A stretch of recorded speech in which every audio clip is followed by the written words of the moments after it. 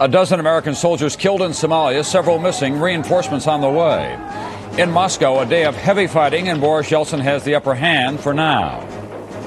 And society under siege. The war at home. On America Close Up, the cancer of violence in America. This is NBC Nightly News with Tom Brokaw. Good evening. It has been a bloody day and a troubled world. Russia and now again Somalia, where a dozen U.S. forces were killed today and more American troops are en route tonight. In Moscow, Boris Yeltsin is back in control after a day of heavy fighting. And while that battle was played out on American television today, we received that stunning news from Somalia. The deadliest battle yet involving U.S. forces. Tonight, an escalation of the U.S. commitment. So we begin with the story in Somalia and NBC's Ed Rabel at the Pentagon. Images of Somalis dragging through the streets of Mogadishu the body of one of the dead Americans. The scenes described for us today by eyewitness Paul Watson, a reporter for the Toronto Star. They were dragging him by ropes down a street, and I followed them around a corner, and they paused every once in a while to allow people in the crowd to abuse the body by kicking it or stomping on it and spitting on it. More images, this time of a captured U.S. Army helicopter pilot on a videotape taken by his captors. Other Americans, perhaps as many as 7, are missing and feared held by gunmen who backed the fugitive Somali General Mohammed Farah Aidid. A warning today from Secretary of Defense Aspen. We will respond forcefully if any harm comes to those who are being detained. Aspen confirmed that the U.S. will send tanks and armored personnel carriers and at least 200 more troops to Somalia, bringing the U.S. total there to almost 5,000. The president said he wasn't backing down. We have issued the sternest possible warning that American troops captured in the course of doing their duty under international law for the United Nations are entitled to be treated with all the respect accorded to such troops under international law. But the president who first sent U.S. troops to Somalia 10 months ago today criticized the operation. I must confess I'm a little worried about the mission having been redefined and distorted. On Capitol Hill, demands today to reassess the U.S. role in Somalia, with some lawmakers calling for an immediate pullout. We have gone way beyond what our original intention was in Somalia, and it is time to get out. Mr. President, it's time to come home. Congress has given the administration until October 15th to explain what the U.S. is doing in Somalia. Lawmakers could cut off funds to continue the U.S. operation there if they are not convinced the U.S. should stay. Ed Rabel, NBC News, the Pentagon. In Moscow tonight, there's only sporadic gunfire being heard after today's heavy shelling drove the opposition to surrender. And tonight, Boris Yeltsin is cracking down on his political critics in other ways as well. NBC's Bob Abernathy on the Battle of Moscow. Boris Yeltsin's attack on Russia's White House, its parliament building, began at dawn with massive firepower.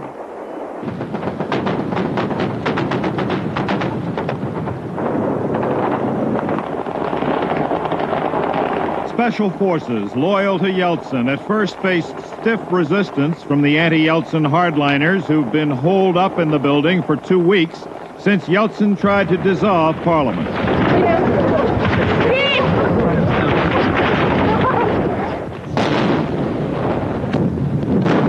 But heavy weapons prevailed, and by midday the White House began to burn. Yeltsin went on television. Communists and fascists are seeking revenge, Yeltsin said. There can be no compromise. Yeltsin also shut down Pravda and other opposition newspapers and imposed a curfew. Back at the White House, shooting continued, and so did casualties. Scores of people have been reported killed in yesterday's street clashes and today's assault. Hundreds have been wounded. Among them, some of the thousands of spectators who flocked to the Parliament area to watch the fight. Some even brought their children.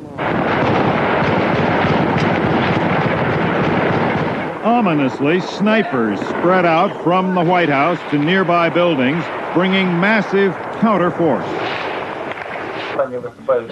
Inside the White House, meanwhile, Yeltsin's officers promised safe passage and immediate release to rank-and-file protesters. By late afternoon, the offer was accepted. Hundreds of Yeltsin opponents surrendered, and so did the two principal leaders of the White House resistance, Ruslan Hasbulatov and Alexander Ritskoy. They were promptly taken to prison. Hasbulatov, the Speaker of Parliament, and Ritskoy, Parliament's choice for president.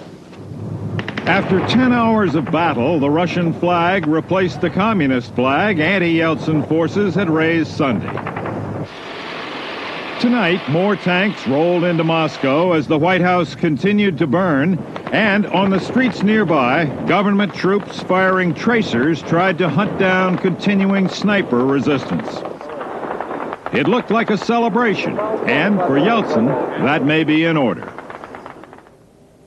His chief opponents are in jail. The army stayed loyal. The hardline parliament is powerless. And when Russia's National Center for Public Opinion Research today asked people in Moscow whether Yeltsin had been justified in using force, 78% said yes. Bob Abernathy, NBC News, Moscow. Even though it is quieter in Moscow tonight, it is a very rough road ahead, and the U.S. ambassador to Russia is with us live tonight. Thomas Pickering on the telephone from the U.S. Embassy. Mr. Ambassador, we had hoped to get you to the NBC News Bureau there, but I gather that the streets are not quite all that secure. They're not at the moment in the immediate area of the embassy, which, as you know, Tom, is right next to the Russian White House, the Parliament building that has been under siege and attack, and apparently these snipers have spread out in this area and remain a problem, and I do not wish to hazard anybody in trying to make a move from the embassy to a studio at the present time. Are you in some kind of a bunker there at the embassy, or just confined to the first floor? Well, this embassy, because of its peculiar circumstances, is sort of a bunker naturally. We're taking advantage of that portion of the embassy that is close to underground or in the basement for the kind of protection we've been having here for the last 2 days, and that's where I am. Mr. Ambassador, a lot of Western investors are going to be looking in on these pictures that have been coming out of Moscow and saying, no way am I going to put my money into that country. Isn't this going to be an enormous economic setback for Boris Yeltsin, even if he regains political control? I don't believe that that's necessarily so. Russia is a huge country. The problem areas have been limited up until the present time to around the Russian White House and the Ostankino television area. If things spread out and are not contained, that would be a different sort of a problem. In the meantime, of course, investors here have found difficulties in inflation and macroeconomic policy in other areas, but they've still flocked to come here because of the real opportunities that Russia as an investment offers businessmen from all around the world. Are you at all concerned that Boris Yeltsin tonight is shutting down some opposition newspapers and constraining opposition political parties? Yes, we're taking a look at that, and as you know, our concerns about free and fair elections and access to the media are real. We will have to study what he has done, the duration, the justification for it, and how it affects those kinds of questions, I think, before giving some definitive answer to the question you've asked. All right, thank you very much. The U.S. Ambassador to Russia, Thomas Pickering. Keep your head down there with the embassy staff, Mr. Pickering. Thanks, Tom, very much. Okay. When Nightly News continues in a moment, President Clinton reacting to the violence in Moscow, standing by Boris Yeltsin. And tonight as well, society under siege, youth violence in this country. Our special America Close-Up series begins with a look at kids and guns in unlikely places.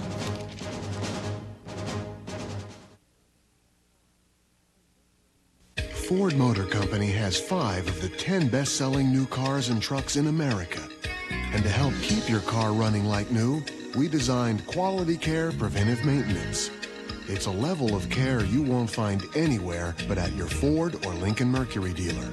Everything from changing your oil and filter to brake jobs and shocks. Quick, expert, and competitively priced. Quality Care, where the quality continues. Poor Newton. I know it's hard being here with so little to do all day, but Maytag builds them to last longer than any other brand. Look at them, icons of indestructibility. No wonder we Maytag repairmen are lords of loneliness, sultans of solitude. I know how you feel, that ache inside for the dinner.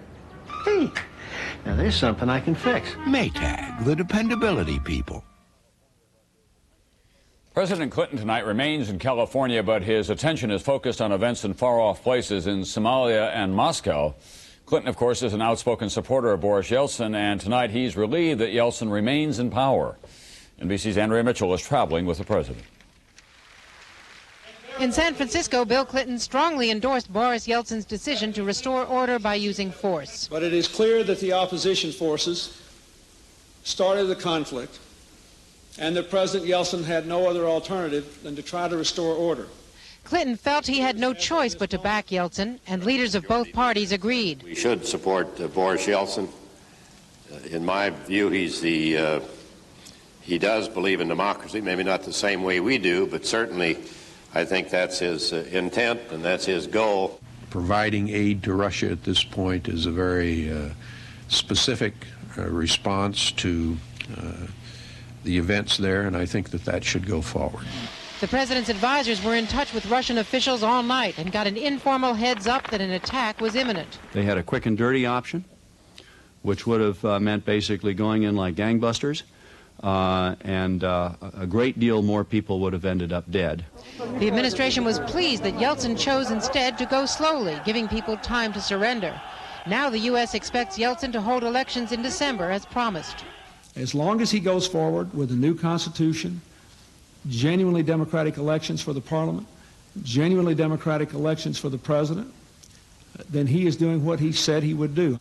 U.S. officials believe Yeltsin was never in danger of losing control and are not concerned about the security of Russia's nuclear weapons. The president is planning a summit in Russia with Yeltsin in January. Andrea Mitchell, NBC News with the president in San Francisco. Lots to talk about tonight in Washington, and joining us from the nation's capital is the Senate Minority Leader Robert Dole. Let's talk first about Russia, Senator Dole. Boris Yeltsin is cracking down on opposition newspapers and political parties tonight. If he continues to do that, will you be inclined to help him out? Well, that's going to raise a lot of eyebrows in the Congress of the United States. He better go very slowly, and better, as the president suggested, have the election for both president and parliament this December. He's going to have to demonstrate that he does not try to stifle democracy. On the other hand, we put our faith and our support in Boris Yeltsin because we believe that he is moving towards democracy. We don't want to see it go backwards. Very grim news out of Somalia tonight. Very. Will Congress continue to authorize the operations there? I think we're getting near the end. I hope we'll stick to what we told the president we would do, have him report to us by October 15th, and then if we're not out of there by November 15th, then there'll be an amendment to stop any funds. If that happens, we'll have to get out of there. There may be other things happen. I understand Senator Byrd may offer a different amendment tomorrow, which would affect, say, we're out of there by November 15, unless Congress authorizes an extension. But we're getting very near the end. The humanitarian mission has ended, and I think many of my colleagues are wondering why we're still there. You said in December of last year there could be casualties, some gunfire, but I think overall it's something we should do. Have you come to the end of that conclusion? I want to give the president the benefit of the doubt, but I must say some of my colleagues think there's not much doubt left. I want to support the president. He is the commander-in-chief. I want to praise our American forces there for the heroic efforts they're making, but I'm not certain we should stay there much longer trying to run down General Adid. That was never the purpose of our mission. And somewhere along the line, we had a change in mission, and I don't think Congress ever knew about that, but we know about it now. We don't want further bloodshed. We want Americans to make our policy, not the United Nations. Thank you very much. Senator Robert Dole, the Senate Minority Leader, with us tonight from Washington. 27 Americans, by the way, have been killed in Somalia so far, 23 of them in combat. When we come back, combat at home, society under siege, the growing problem of violence among America's young people here. America Close Up, brought to you tonight by Dreyfus, understanding people.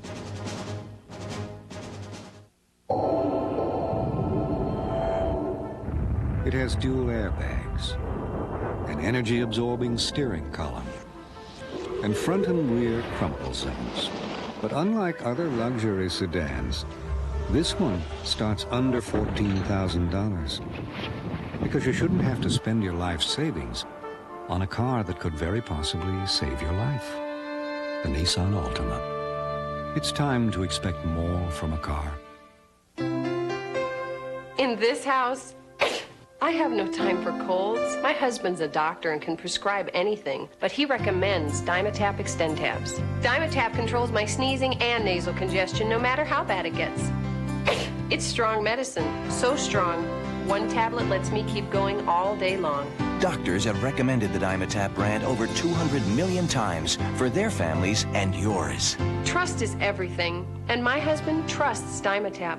1847. An invention from Siemens makes it possible for written words to be electrically transmitted over vast distances. That was then. This is now. Today, the ingenuity of Siemens people is breaking new ground in communications and in medicine, in transportation, in energy and automation. At 60 manufacturing sites in America, Siemens' inventiveness continues to open doors to the future. Siemens, precision thinking. In a small town, someone is watching the kids. Someone who must be stopped. Oh my God. Now one woman must stop a madman's deadly rampage. The police don't listen. Joan Van Ark, Daniel J. Travante, Law & Order's Christopher Noth. In the shadows, someone's watching. NBC Tonight. Due to some violent content, parental discretion is advised. America close up now. Society under siege. Tonight, we begin a week-long series of reports on the problem of violence among American young people. Arrest of individuals younger than the age of 18 for murder, assault, and rape up more than 58,000 a year to more than 87,000. That's a 50% increase in just 4 years. Murder victims, age 19 and under, thousands of them, an increase of 54% in 10 years. This week, we'll visit 4 American cities facing these problems, searching for solutions. Tonight, Salt Lake City, Utah, a city you might think was free of this kind of violence. Think again. NBC's Roger O'Neill. It was a wake-up call for the gangs and for the community. In a metro-wide police crackdown beginning before dawn today, Salt Lake City police arrested 27 suspected gang members. This weekend, enforcement of a teen curfew law was stepped up. Authorities are trying to take back the streets from the 185 gangs and 1,700 youths they have identified as gang members or wannabes. Population of Salt Lake is less than 750,000. Just 4 years ago, the cops weren't even tracking gangs, but then they weren't losing this war. We can arrest them and charge them and send them through the system, but they're back out on the street generally before a week and the officer gets his paperwork done. Until this summer, most people here denied their city had a gang problem. Then they heard about a child gang called Tiny Toons, and kids as young as 7. Spray painting, stealing stuff from people, robberies. And they were shocked when a high school football star was charged with killing another teen. Finally, in September, at the family-oriented state fair, another shooting. I heard a scream and people were kind of scattering. The kid bent down and shot. In the last 9 months of this year, more than 3,000 gang-related crimes. That's almost double for all of last year. Officials say the gang problem in Salt Lake is not about race and has little to do with drugs. Kids are in gangs because they need a sense of self-esteem, a sense of being. They get that from the gangs, you know, come on, you're our buddy now. Yeah, you're a part of us. We're family now. I just needed someone to turn to, you know, that could be my family too, like my second family. In Salt Lake, the Mormon Church is unquestionably the most powerful institution. It has taken positions on everything from women in the workplace to abortion to the drinking of coffee. But on the issue of kids, gangs, and guns, the hierarchy of the LDS Church has been remarkably silent. In a written statement to NBC News, church officials said those members who choose to ignore the laws may be placing their church membership in jeopardy. Others in Salt Lake are beginning to offer solutions. Tomorrow, the mayor will ask City Council to get tough. We've got to get guns out of the hands of our kids. A special session of the legislature will take on guns and gangs when it meets next week. 1, 2, 3, defense! Solutions which offer alternatives to joining a gang are just beginning in Salt Lake. Night basketball, which seems to work in other cities, has started, and a new job training program is underway. Experts say offering kids a carrot rather than the stick is a lot more effective. They need attention, they need love, and that's something that the community's got to offer. And it's a long way to go, but they've got to offer it. You can't just lock everybody up. I mean, you're not dealing with just a few young boys. You're dealing with girls. You're dealing with kids as young as 6 years old? How are you going to lock up a 6-year-old? Even if locking them up was the solution, this city doesn't have the jail space. Most of the juveniles rounded up this morning are back on the streets tonight. For America Close Up, Roger O'Neill, NBC News, Salt Lake City. These additional notes tonight. In Queens, New York today, an 18-year-old was the victim of a drive-by shooting. The killer, unknown at this hour. And at Sacramento, California, at a bus station, 2 children, ages 12 and 13, shot and left to die. Police there looking for the killer as well. When Nightly News continues, a former priest pleading guilty to molesting children.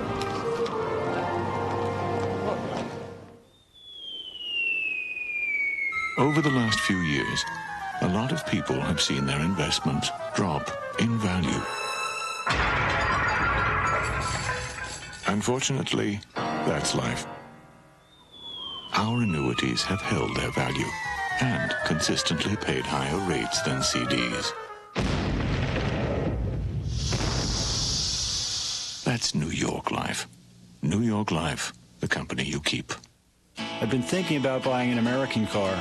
The GM MasterCard was a tremendous incentive. 5% on every purchase really adds up.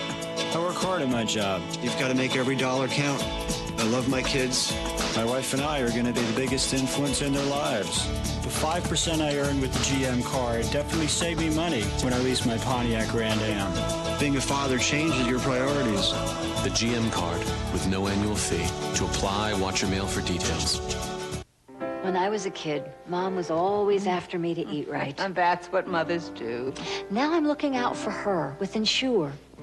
More than a vitamin supplement, Ensure is a delicious drink with all the nutrients adults need to help stay healthy, active, be energetic. Drink Ensure as a meal. Or in between. You know, dear, Ensure is even recommended #1 by doctors as a source of complete, balanced nutrition. Ensure. To your health, Mom. Our health, dear. You're about to see another side of Effordent, 2-layered Effordent, with Arm & Hammer baking soda to help clean and freshen. 2-layered Effordent, clean, fresh dentures come out of the blue.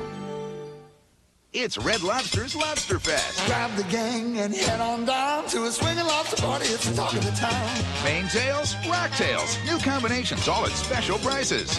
Hurry in. Red Lobster's Lobster Fest ends October 17th. Now, it's a tale of police corruption you won't believe. We just beat people up in general.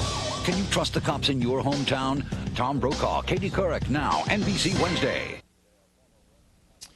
In a Massachusetts courtroom today, a former Roman Catholic priest pleaded guilty to crimes that he committed a generation ago, sexually abusing dozens of children.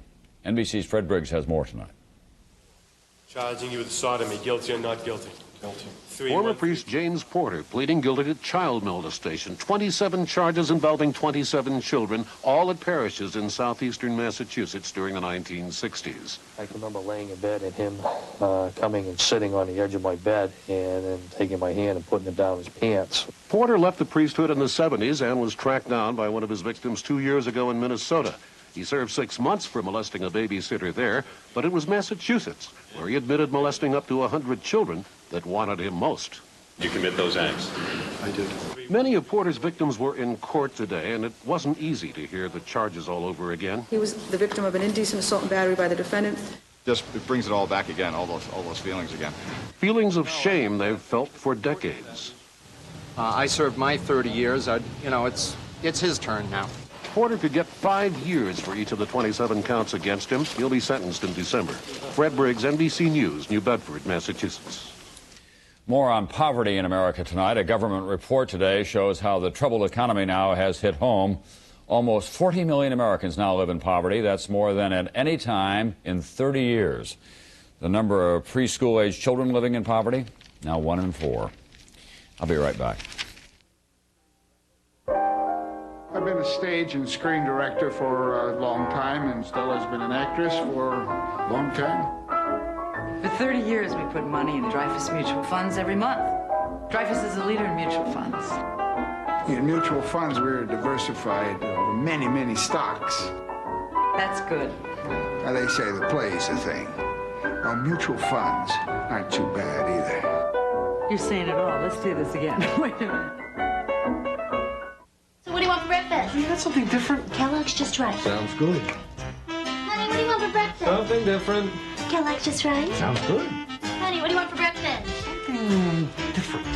Kellogg's Just Right. Sounds good. Kellogg's Just Right is just what you want.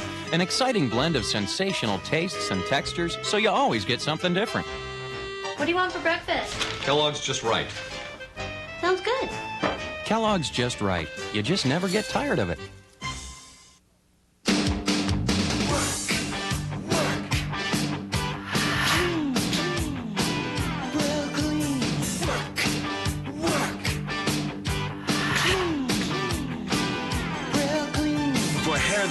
There's no cleaner clean than Prel, because nothing rinses cleaner than Prel shampoo and Prel conditioner.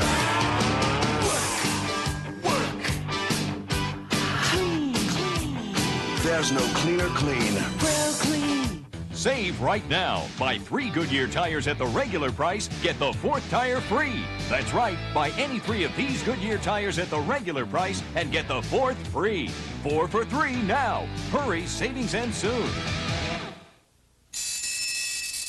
You make me feel so young. New Promise Ultra, the first fat-free margarine, just 5 calories a serving. You make me feel so young. New fat-free Promise Ultra. Get heart smart. If you needed a transfusion, would the blood be safe? The risks are rare, but they're real. Bad blood. Don't miss Dateline NBC. Tuesday. Returning now to the crisis in Moscow, whatever happens in Russia, it's always on a grand scale, and the world cannot ignore it, for this country is often in chaos, but it's never without power. It's worth remembering what's at stake behind these riveting television pictures. Moscow has rarely seen civil violence like this. Not during the reign of the Tsars, nor even during the October Revolution of 1917, when Lenin and the Bolsheviks ended a brief flirtation with democracy. Ever since, it has been the Iron Fist and the Iron Curtain, until Mikhail Gorbachev. He preached democracy and renewal of a system that proved to be beyond renewal. He unleashed forces he could not control. So it fell next to Boris Yeltsin to try to control the largest land on Earth, spanning Europe and Asia. Almost 6,600,000 square miles, 13 nations, many in turmoil themselves, are neighbors. There are nuclear weapons to control, 32,000 overall, 10,000 capable of hitting the United States. The West is investing heavily in Yeltsin. The industrialized nations have pledged some $28 billion to Russia. The United States has promised $2.5 billion, and hundreds of U.S. companies are involved as well. But all of that is at risk as the bullets fly in Moscow. Even if Yeltsin prevails, there are vast uncertainties elsewhere in this vast nation. There are independence movements in many places within and adjacent to Russia, prompting fears that Russia will go the way of the Soviet Union, disintegration. The West rejoiced when the red flag was lowered from the Kremlin walls 2 years ago. Communism was dead, but communists remain throughout Russia. And those communists, the apparatchiks, are the main force of opposition for Boris Yeltsin. That's Nightly News for now. A reminder, we will have continuing coverage of these important developments in Moscow and Somalia on this NBC station. I'm Tom Brokaw. I'll see you later. Gang violence. It's a big problem in this small town. Find out how this community's fighting back. America Close Up with solutions to a society under siege on NBC Nightly News tomorrow.